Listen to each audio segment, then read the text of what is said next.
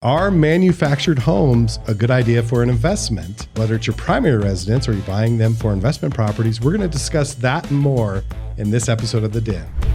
The Den, powered by the Lyons Group, a show dedicated to exploring hot topics in real estate, local happenings, and industry trends. We're a small team of professionals approaching $400 million in sales and nearly 2,000 local transactions. You're listening to time-tested experts and industry leaders. Here's a refreshing look at real estate happenings and more.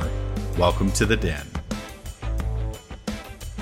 Hello, everyone. Welcome to this episode of The Den. And today we're going to be discussing manufactured housing, whether it's a good investment to purchase manufactured homes. Over the years, I've heard things like, I know manufactured homes don't appreciate, they only depreciate. Well, we're going to talk about that and see if there's some truth to that or not. But before we dive into that episode, or this episode, I should say, let me introduce my partners, my friends, the fellow members of the Lyons Group. To my left, Paul, hand me the rockberry, Melissa, let's go, Glasgow, Aspen the ninja, Groen, and Shannon, the boss, Martin Martinez. My name is Ben Lyons, and I'm your host here at The Den, top brokers taking on tough questions.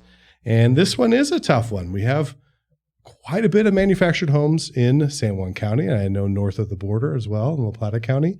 And people, there's misconceptions on whether manufactured homes are good investments. Do they appreciate? And if they do appreciate, at what level compared to a site-built home? These are things that you should know if you're looking to purchase manufactured property. Also, some of the regulations that some of the hoops we have to jump through when liquidating or selling that asset. Who wants to kick us off on today's discussion?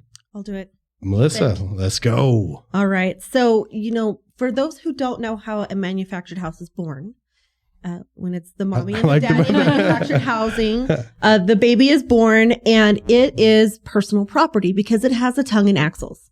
So whenever you're purchasing a manufactured home, if you are going to make this something that's going to, just a bit of advice, last in your investments, you're going to want to put it immediately on a permanent foundation.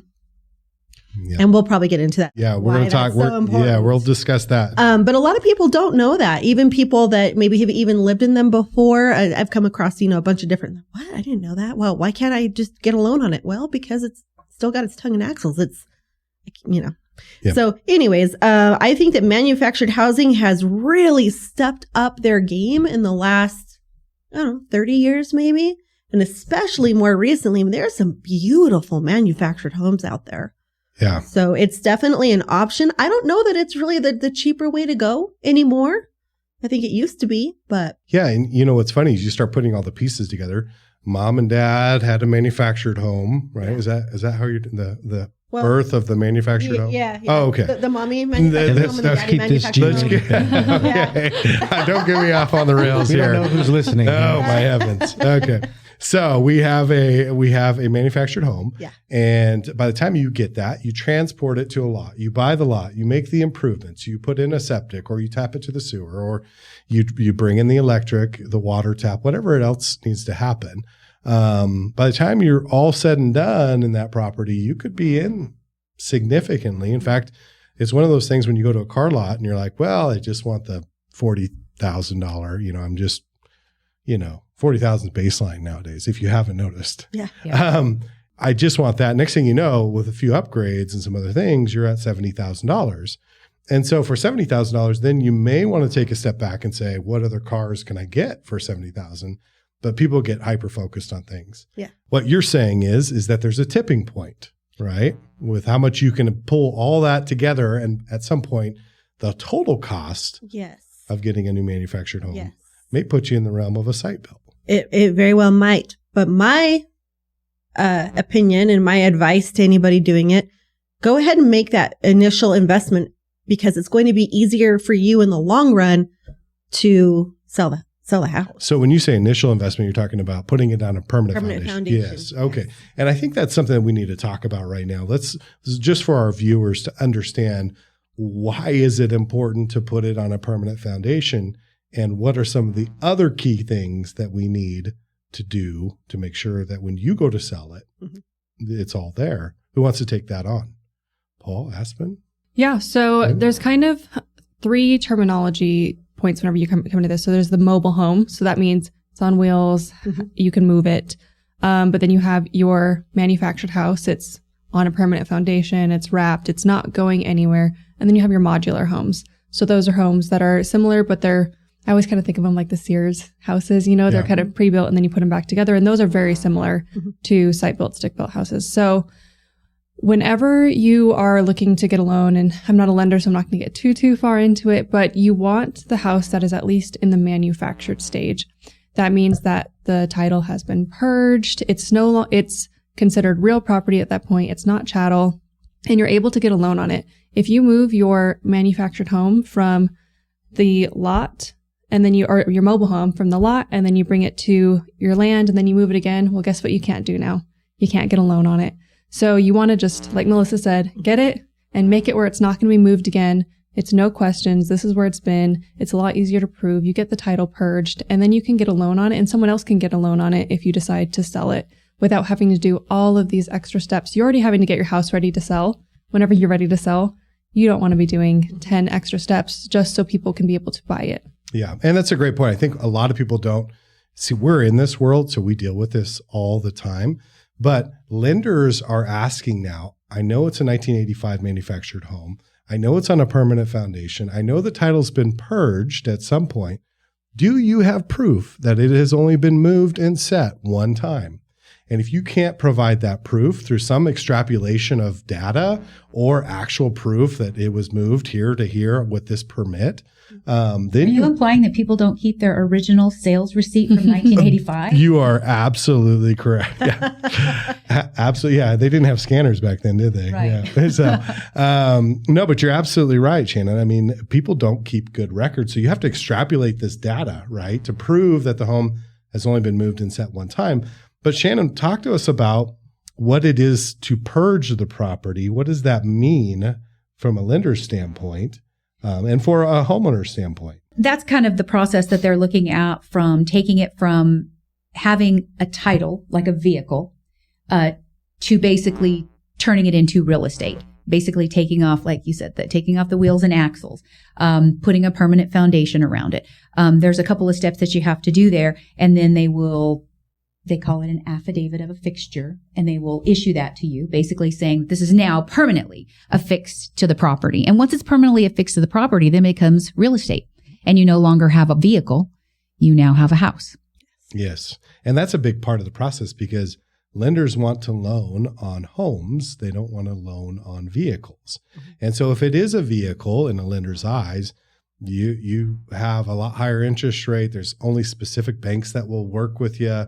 It's a non-conforming product, right? So FHA has guidelines that allow for lending on manufactured homes. Now, so does conventional. They have their own guidelines as well.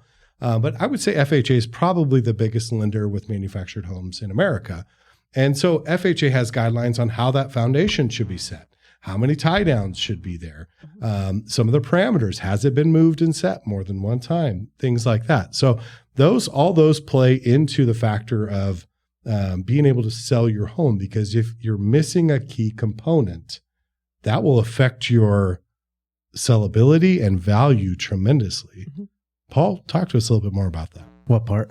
I think on sellability, a lot of times we have people that want to sell their home or looking to see how much it's worth. And we come into the mess that, a lot of people get into, where we just have a house, we moved it here, it was set, we jack it up every once in a while to, make sure that it's level, but we haven't done anything. We have land that's on a tax roll. We have the property that's on a tax roll. And then they say, I want to sell. And we have to say, well, there's a lot of steps we have to do here first. If a buyer comes in, they can only qualify for FHA. We need to put that permanent foundation in after the fact. And that can be quite a bit of money sometimes. Right now is probably about $10,000, $12,000 to put a permanent foundation under a house that hasn't had that done yet. There's extra costs on the title work to get that title purged. Like Melissa was saying, if you're going to do the manufactured route, put it on a permanent foundation right away. One of the things that we do a lot is work with the manufactured dealer, like a Clayton Homes or a Palm Harbor, we can find the land, we get the utilities set, then we get the home set, and it's all in one loan. We call that a land home package. And people have been doing that around here for a long time. Yeah. And I think, land home packages, just to circle back to what Melissa was saying, that was what we just started off with. Like the cost of putting a land home package together can start to get up there. Sometimes there's a tipping point, and other times it's a good deal. Sometimes that's the best avenue to go if you're looking to find a newer home, especially with today's. I just sold a triple wide out north of Aztec, and it was gorgeous. I mean, tape and textured, beautiful floors, set on an acre and a half, and it sold for over $300,000. So, Melissa, what are your thoughts on what would be a swing in value? Let's just say you had a property that didn't conform, and it was a 2,000 square foot home on an acre, but you'd had a manufactured home that did conform. What would be the difference in value there? Well, for one, you're definitely cutting out your buyer pool. You're going from the whole pool to just a small section of it. So it's going to be your cash buyers.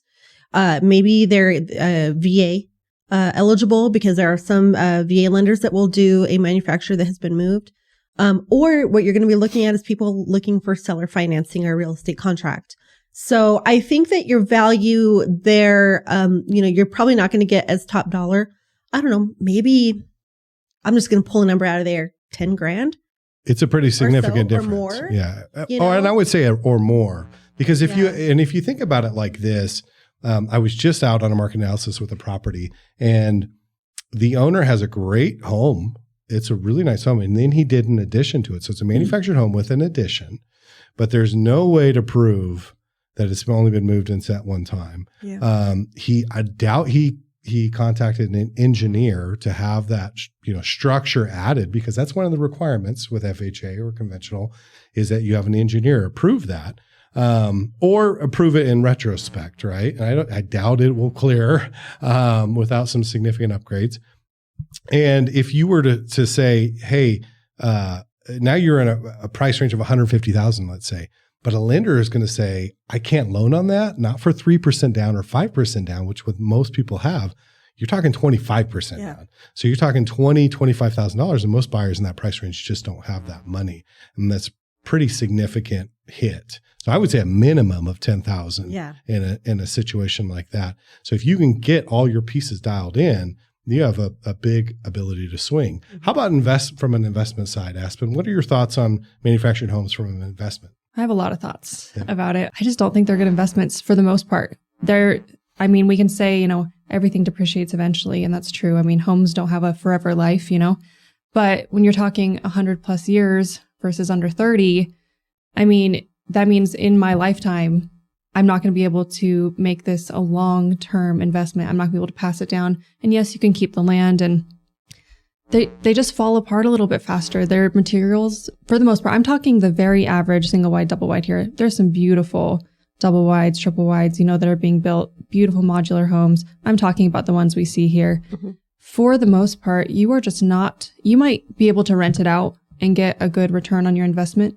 for a little bit, but you are going to have some major upkeep on that, and eventually you're going to sell it for $5,000. That's kind of just the reality of manufactured homes. On the flip side of that, though, if you can buy a mobile home park, those are some of the best investments that you can get, especially in this area, some of the best returns. I would prefer just to have the land and rent it out.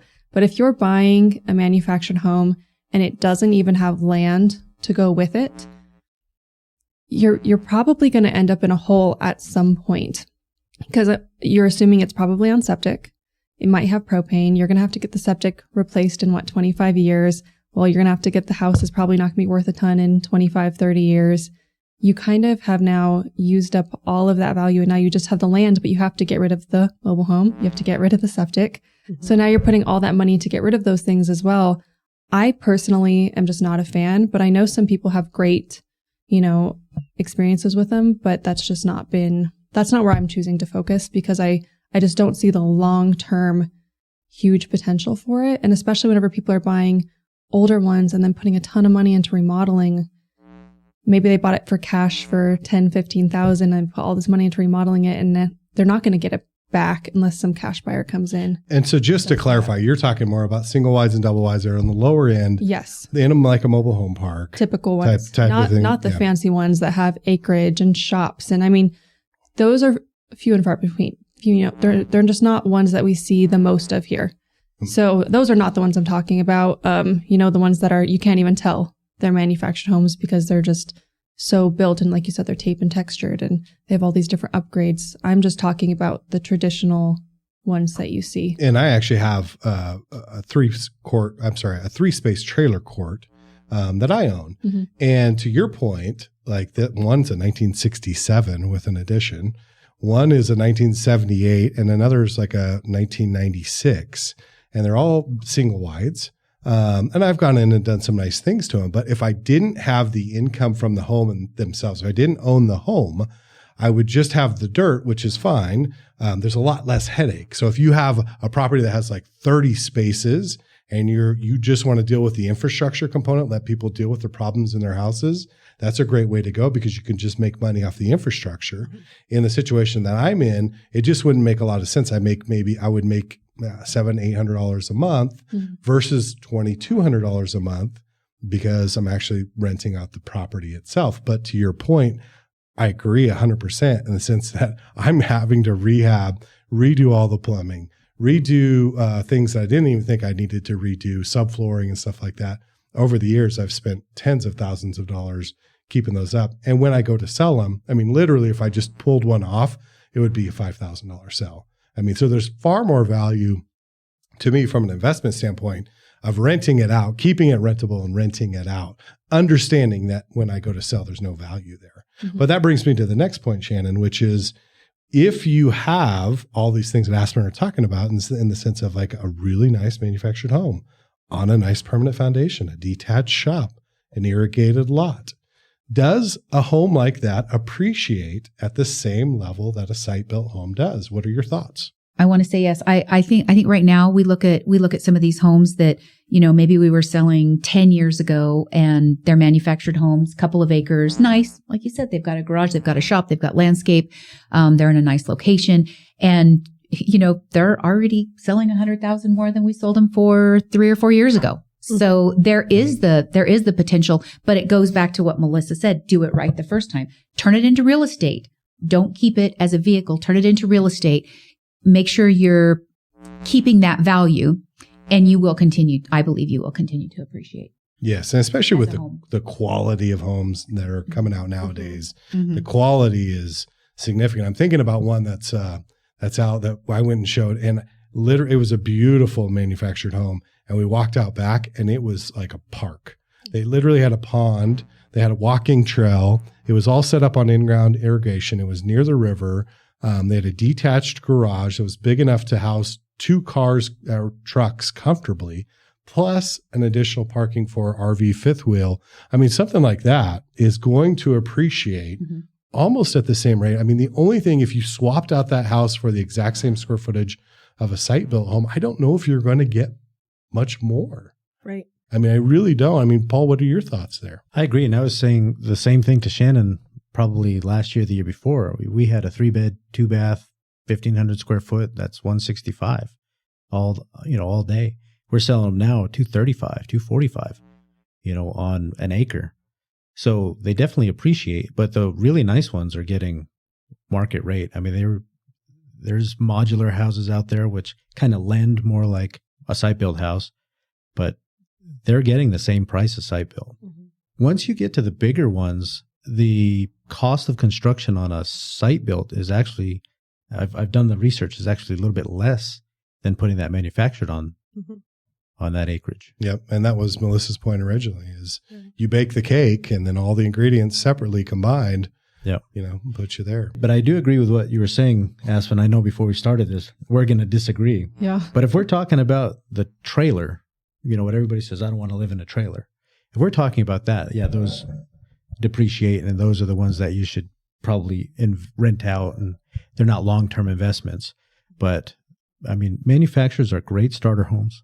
If you have land already, it's probably the easiest thing to put a double wide on there on a permanent foundation. And you could probably, like you're saying, give it give it to your kids. It could probably last that long.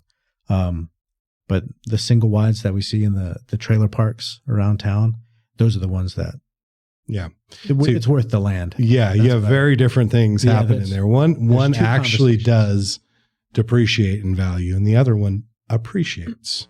Just depends on how it's set up. Any other things to think about if someone were looking to buy an investment with a manufactured home or buy it as a primary residence? What else should they be considering from a lending standpoint or a resale standpoint? I mean, how big is like neighborhood? Because, especially on the county, you kind of have, it's a little willy-nilly, isn't it? I mean, we're just now bringing up the code and stuff like that. So you have some regulations and whatnot, but how important is that to consider? Because I know a lot of people that are in the manufacturer space, I just want a piece of land and put it on there. Should you be thinking about things like that? Absolutely should be thinking about it. I'm just not a big fan. I know there's more regulations now, but there was not enough regulations on these homes. I mean, I think the average manufactured single wide home would burn down in like 3 minutes. I just don't think that the older ones are exceptionally safe. I know there's more regulations now, thank goodness, but I just have I'm kind of opinionated about this topic because especially whenever, like I've talked about before, whenever you're a landlord, I think you have an obligation for safety in the home. And I just think it's a lot of liability as well. If you're buying an older one, the 1980s ones, the 1960 ones, I think they're a little risky, and obviously you went in and you put in new things and you've upgraded things. Got rid of the polybutylene pipes and stuff like that, which wasn't really a safety issue, but it's just an upgrade. It's an upgrade. Something you don't want to worry about. Flooding and mold. I guess mold is a safety issue. So yeah. I sold a modular home in Durango. I think I sold it for $750,000. Really nice house, but I will say you could just tell the walls were a little bit thinner. But that's all stuff that you can fix and change. So there's really, really nice ones as well. But what if you slap it up next to several homes that just have junker cars out front, things like that? I mean, people can do what they want to do too. You have to decide what your risk level is and what you're okay with. And if you're okay with it for you and your family for your primary residence, then more power to you. Then that's what you should do, because I think that's the freedom of choice that we all have to decide. So if everyone else in the neighborhood's fine with it too, and like we said, there's some beautiful ones now too. I mean, you can't even tell, or at least some of them. There's a market for everybody, and there's a market for everything. Sure. So it's kind of just depends on what. How does that impact your value or resellability if your neighbors let their houses go, especially on the county? What if people like to work on their cars? They might like that there's cars out front because, the neighbors aren't going to complain that you're working on your, cars that you are rehabbing or remodeling or whatever they do. So there's a market. Yeah. Yeah. There's a buyer for everybody. Like finds like. Yes. Right? Mm-hmm. Yeah. So, and I would agree with that. I would say that if you are someone that loves to work and tinker on cars and you're in an area that it appears that the neighbors do that as well, welcome to the neighborhood. Let's have a barbecue. But there is a buyer for everybody. I would argue that it would also impact your value. It would. Yeah. And I think that is a consideration. So be cognizant of that. If you come in, buy land and you put a manufactured house and you're the only manufactured house in the neighborhood, well, you just kind of dropped all the neighbors' values as well. So it can be a flip side too. But you could also probably get land for really cheap and build a stick-built house if there's only manufactured homes around, and that's not something you care about. So sure. Kind of flip side there. A little bit of both there for certain. So we've dealt with the foundation. We've dealt with purging the title. We've dealt with what an FHA and a conventional lending. There are flip rules too. So you can't go in and rehab one and sell it within a certain period of time if you're getting FHA lending. What about VA loans, Paul? Anything they should know about, or our listeners should know about with VA loans and manufactured housing? They've gotten a little less stringent on their rules. They have the same guidelines as FHA on the foundation. They can, by some lenders, be moved more than once.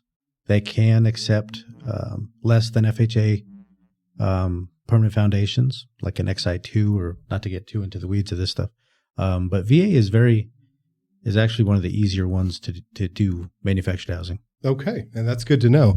USDA Does anyone know if USDA loans on manufactured They homes? do not. They do. Only if are they're brand brand new. Brand new. Construction, Okay. So just so we're clear, if you're going to get a USDA loan, which is a zero down loan, if you're purchasing or buying a property outside the city limits of the major metropolitan area, it has to be brand new. So it has to be a package, basically.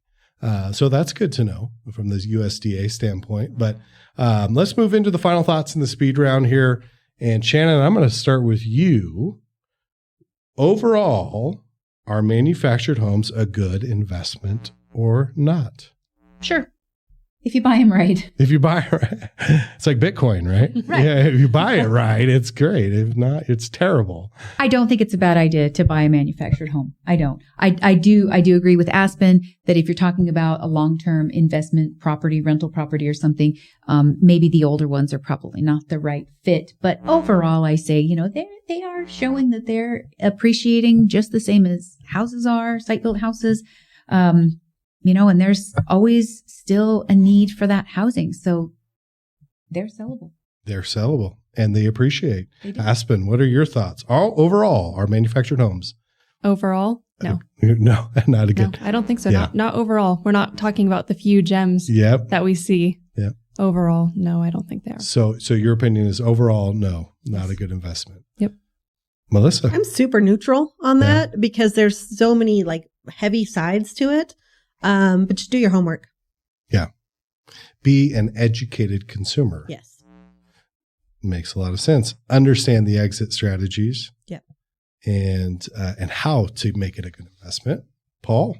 Yeah, that's what I was going to say. They can be a good investment. It depends if it's right for you. Sometimes it's the less expensive way in.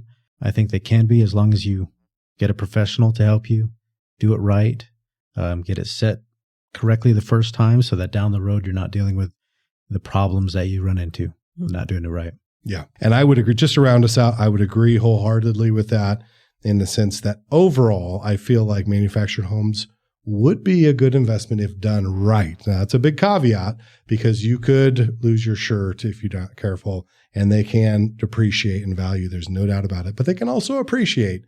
But you got to have your stuff dialed in. You got to be educated. You have to be on your game, and you have to understand the ins and outs, especially how to get out of the situation. We call it the exit strategy, right? How to sell your product down the road, and whether it is a single wide or a double wide set on a permanent foundation. Understand what you're buying there, and that way you can make a good informed decision. So we ran a little long on this, and that's okay. But to round us out and finish us out, just want to say, if you want to schedule a consultation with anyone of the Lyons Group here, please reach out to us. Go to sjcbroker.com, make a comment on this video. Let us know what you want to talk about. If there's an interesting topic that you'd like to hear us discuss, please let us know. We'd love to hear that feedback.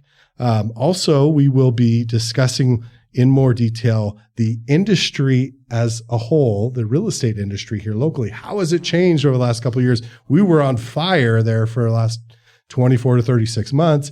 Then there were some ups and downs and interest rates through the roof. It's an election year. We're going to talk about the whole picture at the next episode of The Den. We're going to dive into the overall complexion of the real estate here locally and give you some insight there. So thank you for joining us today. We appreciate you watching. And until the next time, we'll see you at The Den.